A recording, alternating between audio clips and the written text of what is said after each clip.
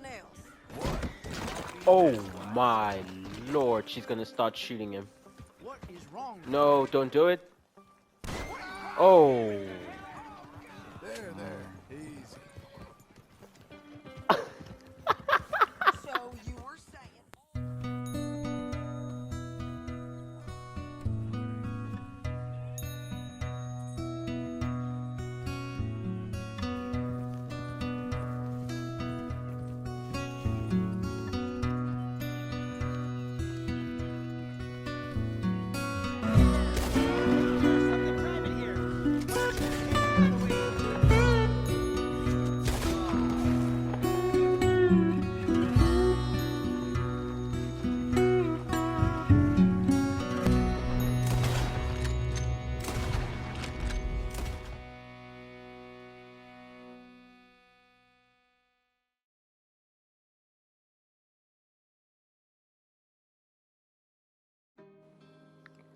I feel like I've been going about all of this the wrong way.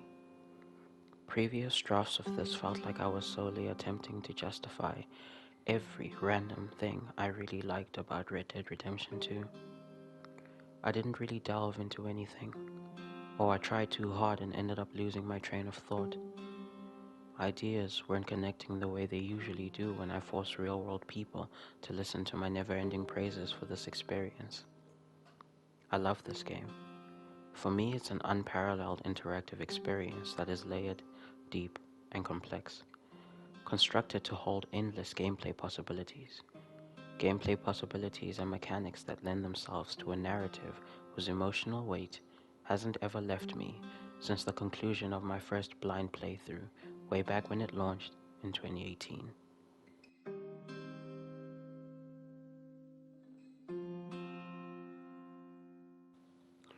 I have on multiple occasions referred to Red Dead Redemption 2 as the most immersive video game I've ever played in my entire life. The environment mimics reality in such outstanding ways on both micro and macro levels. From how the sun beams through canopies of leaves a few in-game minutes after it emerges slowly from the horizon, to how the wind howls in the wake of a now dissipated storm. When it rains, the sound design accurately depicts the sounds of small droplets exploding on the surfaces they touch. Trees sway slowly or violently in relation to the wind. Clouds form and disappear realistically, rolling across the sky in the same random formations real-life clouds seem to have. The believability of this environment is intense. The game boasts an atmosphere unparalleled by any other game in the open-world genre. This is a side point, but this game does feel so far removed from the seemingly endless stream of samey, derivative, and safe open-world games that have been released over the past few years. But anyway. Never before has a video game world captured me so aggressively. I truly don't have a better word for it. I find myself so engaged with the environment that I spend my time on things out in the world that would most probably bore majority of gamers. When it hasn't died horribly from a bad fall, or from me running into a train, I spend time brushing and feeding my horse. I traverse kilometers of this landscape aimlessly because the scenery and the general lived-in sense of the world is enough for me to not feel like I'm wasting my time. Oh, thank the Lord you showed up when you did. I help people in need sometimes, which often leads to gratitude as the only reward. I sometimes help the wrong people, and I end up having to shoot them because usually they'll try and steal my horse. I hunt, which I don't normally do in games with hunting as a feature, but the odd satisfaction of these skinning animations feels far more rewarding than any perfect pelt or strip of meat. Sometimes I shave, I eat, I bathe or allow myself to be bathed, spend time around camp so I can sit around a campfire to marvel at the depth, humor, and quality of the stories told by varying members of the gang. Other times, however, I'll just stand in the same spot, looking in one specific direction, waiting for the sun.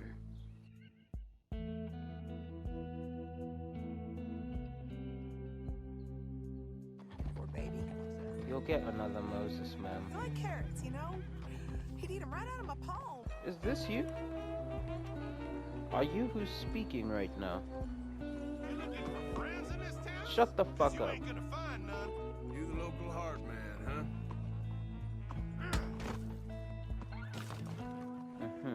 Oh, whoa. Whoa, guys. Jesus. You guys really need to relax, man. Oh. Let's go then, boy. Let's go. Cut me. Where's your friend? Where you at, little boy? Can I get a whiskey? Glass of the good stuff.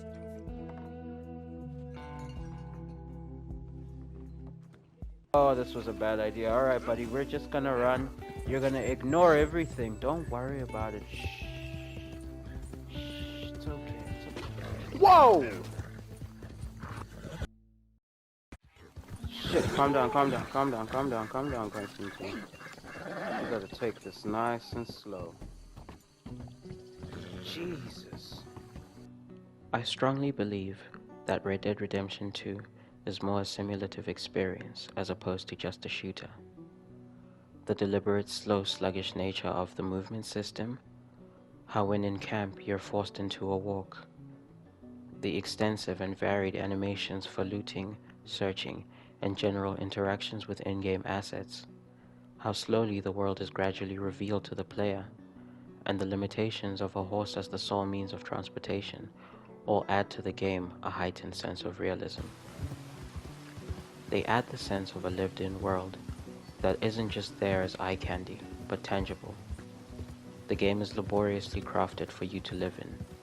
I feel this factors very heavily into the need for the game's specific type of gameplay, simulative gameplay, in service to a world that seeks and succeeds in simulating a living, breathing, virtual environment. What's up? I've spent many real-world days doing nothing except set camp somewhere random and act out the experience because I'm so fond of it in real life. I've gone fishing in places solely because it's really pretty here. I've been attacked and practically mauled by a bear.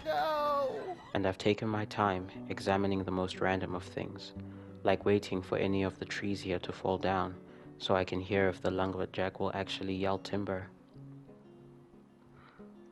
To me, things are deliberately meant to be slow. The game expects you to take your time. The world functions as more than a reason to spread out main and side story content. You're meant to marvel at it.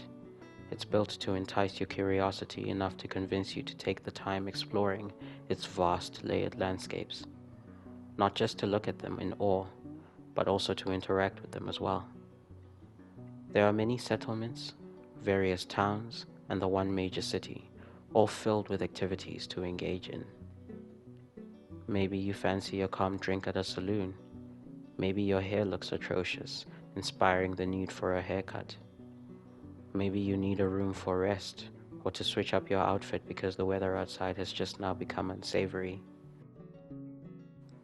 You can find a fence hidden somewhere in a town for the purchase of items not sold in legitimate stores. Or you can browse the physicalized catalog for a legitimate store and purchase more general items like cigarettes or coffee. The activities in this game, when given to us in other games, usually suck, because they are mainly used to garner more overall playtime. But here, in Red Dead Redemption 2, because of the effort taken to ground everything you do, engaging in these activities never feels like a waste. Likewise with the people who inhabit these settlements and towns. Laid up a spell, partner. Great lengths have been taken to ensure that they don't feel like lazily tacked on add-ons for the sake of in-game world population. The people in this game feel like real people, with their own lives and routines, completely independent of the player. They react appropriately to the things you do in-game.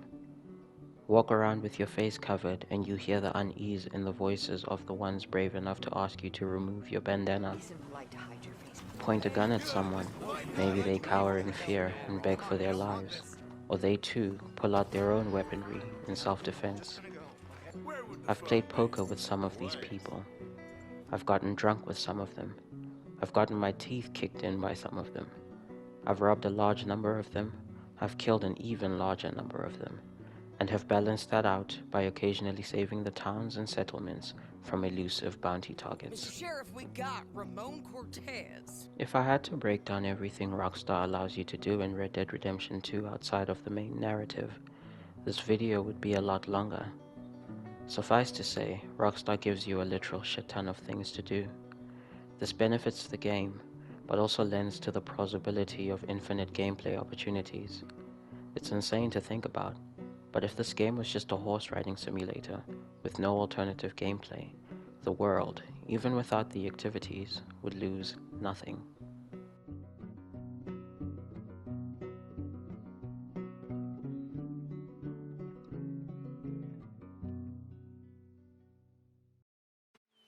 Yup. You're definitely getting cleaned, you.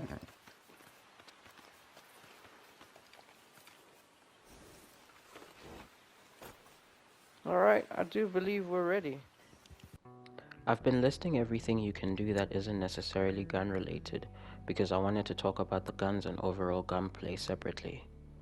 I'm aware of the controversy surrounding Rockstar and their implementation of shooting mechanics in their games. Things like the complete lack of aim assist, forcing the overuse of auto-aim, and the general clunky nature of the core shooting mechanics themselves, which haven't seen any improvement despite the large negative feedback from the gaming community.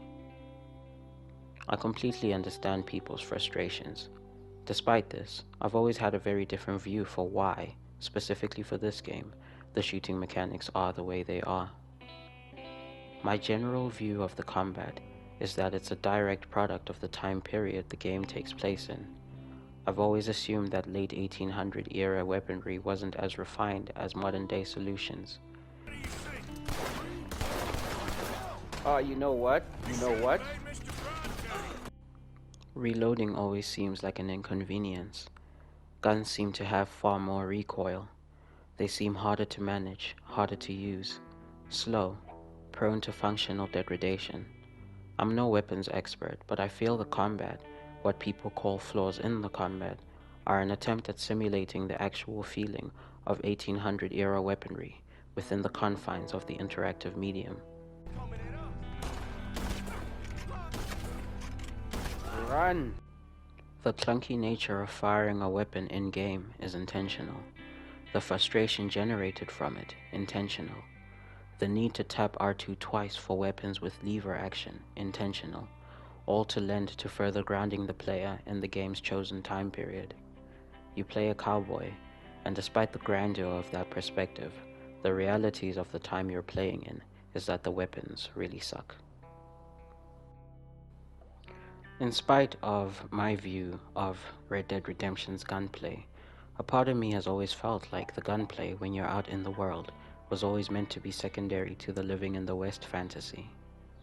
This isn't me trying to make excuses for Rockstar though. The guns bothered me as well, and I've always assumed it was intentional. As annoying as they are though, they do contribute to more exciting in-world activities.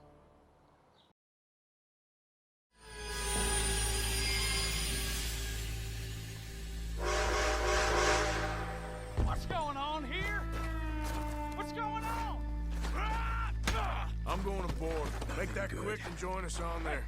Go on! Get on there! Faster. All yours, Captain. Well, go on ahead. Everybody stay calm and you get shot. Go! Everything you got. Money, valuable. There you go.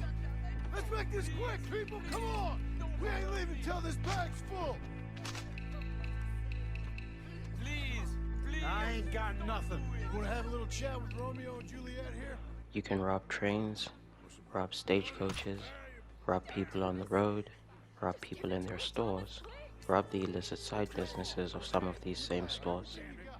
You can threaten people by mistake, threaten people on purpose, save people falsely apprehended by the law, or save ones rightfully apprehended by the law, then shoot them when they try to steal your horse. My goddamn patience. Or shoot up into the air, because it's just such a really cool and really random thing that Rockstar allows you to do in this game.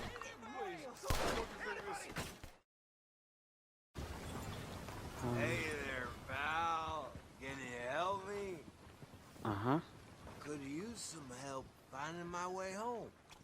I can't make heads or tails of where I'm at.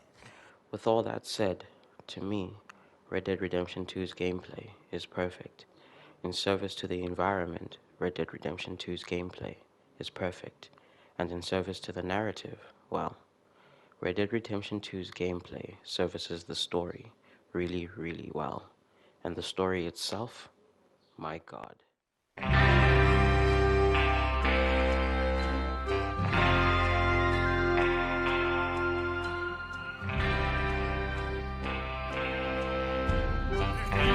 Oh, yes! Oh! Ha, ha, ha! Oh, lordy! Oh, this is so cool! No, this is too cool. Oh, shit. Okay. I'm taking it seriously.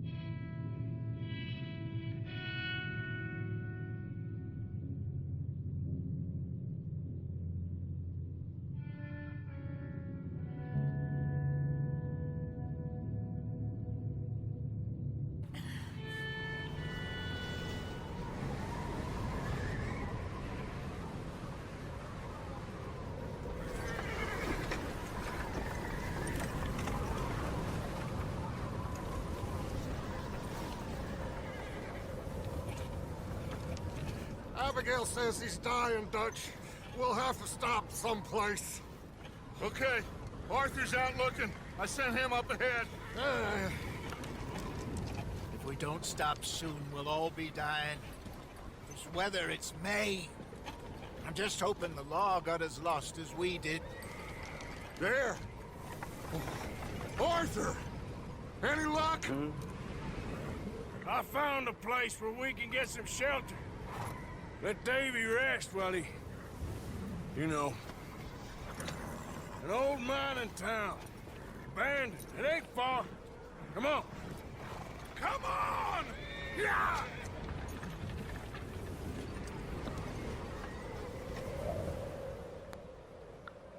After a botched robbery in the town of Blackwater, Arthur Morgan and the Vanderlyn gang are forced on the run from federal agents and bounty hunters. It's 1899, and the days of an untamed West are numbered as the civilized world continues to engulf its natural landscapes. Gangs are being hunted out of existence as law and order continues to progress and evolve, slowly moving the world further and further away from a time of gunslingers and lawlessness. The Vanderlyn's gang's motives are to make enough money to buy themselves a life away from their many crimes and the pressures of a modernizing society. The robbery of a train owned by an extremely wealthy man by the name of Leviticus Cornwall begins what will eventually become a long list of factors that contribute to the gang's gradual disintegration. With Cornwall's hiring of the Pinkerton Detective Agency and their obsessive and occasionally almost successful hunting of the gang, they are forced to continuously relocate, all the while performing jobs, errands, and heists in the pursuit of funding a permanent escape from the law, the agency, and America in transition. A lot happens throughout this narrative. The gang fails at procuring rumored Civil War gold from two warring families in a town called Rhodes, resulting in the kidnapping of John Marston's son Jack. Where's my goddamn son? There's a botched bank robbery in the city of Saint Denis that results in one of the most realistic evasions from law enforcement that I've ever seen in a modern title. Someone must have squealed. Never should have gone after Bronte, Dutch. Mr. Milton, let my friends go. Or folks, they are gonna get shot unnecessarily. Your friend? Why would I do that? Come on, Milton. It's over. No more bargains. No more deals. Mr. Milton, this is America. You can always cut a deal.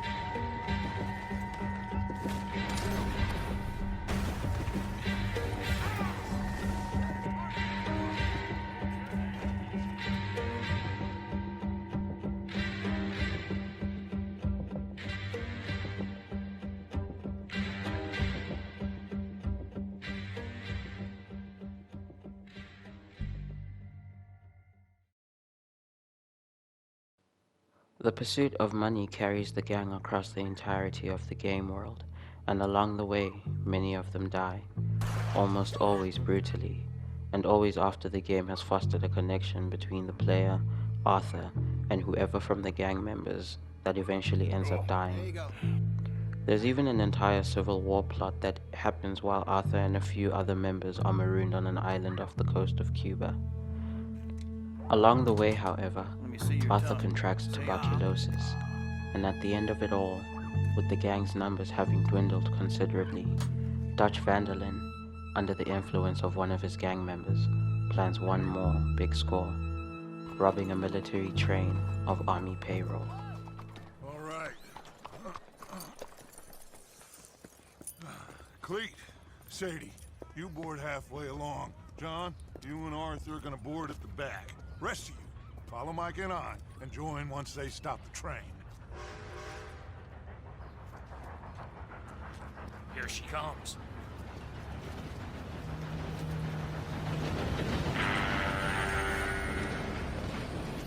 Should I just sneak on now?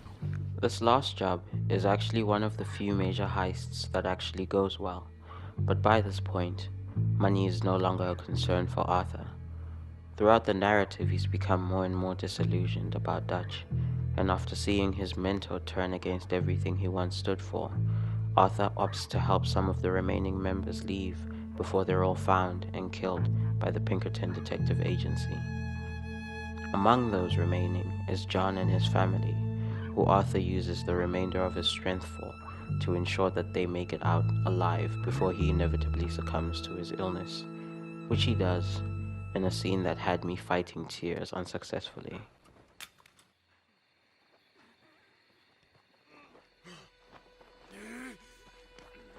Oh, Black Lung. You ain't gonna reach that gun. You ain't. Come on, boy. You lost. My sick friend. You lost. In the end, despite my best efforts to the contrary, it turns out I've won.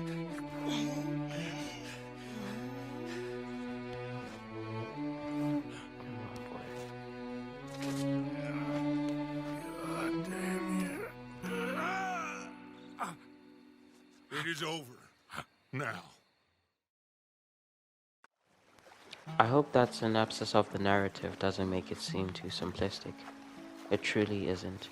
There are so many smaller narratives in this game as well, be it in the random world encounters or amazingly crafted side missions. Each of these small narratives are adequately stretched out. They intersect, contrast, complement, and expand on each other and the main narratives in ways I don't think my vocabulary would properly and appropriately be able to explain. The game isn't just about the Vanderlyn gang's sad saga.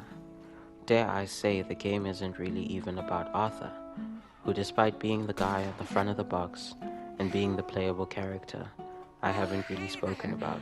How you feeling, ma'am? Much better than I felt in a long time. If we hadn't caught that rabbit, I don't think I'd have made it another day. You look better. Better and determined, thanks to you. And if I'm gonna learn to hunt, I figured it was time I learned how to use Cal's gun properly. Arthur, simply put, is one of gaming's greatest playable characters. He is presented initially as very capable. This is reinforced by the numerous times his proficiency with weaponry is highlighted, but also by the player and their ability to effectively murder droves of enemies for the sake of progressing the narrative. The more time we spend with Arthur, engaging with other people and watching his interactions with them, the more about him becomes apparent. He's artistic, which we see in the amazing sketches in his journal. Within the journal as well are his accounts of transpiring events, showing that he's introspective, constantly reflecting and thinking on his and the gang's situation. Arthur cares about the people closest to him. He goes fishing with Jack, despite not really wanting to, all to cheer the boy up. He also goes to the saloon with the youngest working member of the gang, Lenny, to help him relax, after he narrowly escapes a hanging. We get a couple beers, please. There are moments where Arthur exhibits the traits of someone who could plausibly be a good father, a characteristic with sad undertones once you eventually learn of the tragic passing of his 10-year-old son. Arthur is also surprisingly funny. Throughout the narrative, I was shocked at how many times he got a genuine laugh out of me.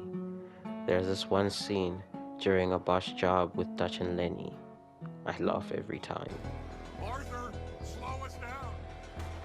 Slow this thing down. I'll try.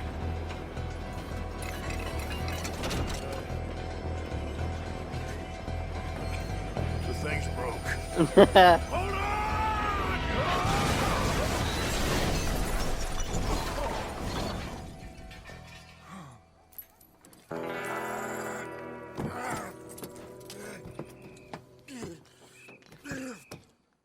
Arthur is a good friend, and by default, despite his best efforts to not seem as though he is, he also just happens to be a good person.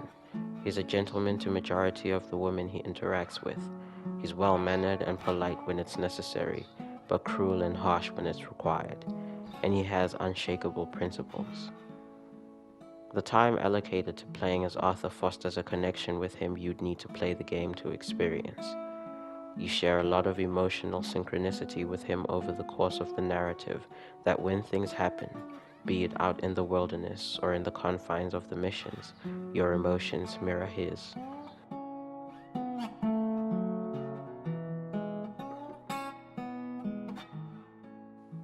When a bear attacks Oh you, my god, you no. share his fear as Fuck. it gives chase. Fuck. When his ex-lover tells him that she wishes to run away with him, you feel the longing he feels to go with her and leave everything behind. When he gets diagnosed, it breaks your soul as much as it breaks his. Both the player and Arthur have to contend with the fact that he is going to die. And when he does, after watching the disintegration of the gang that's been his family for years, after helplessly watching the man that raised him lose his way, when Arthur dies, it actually hurts.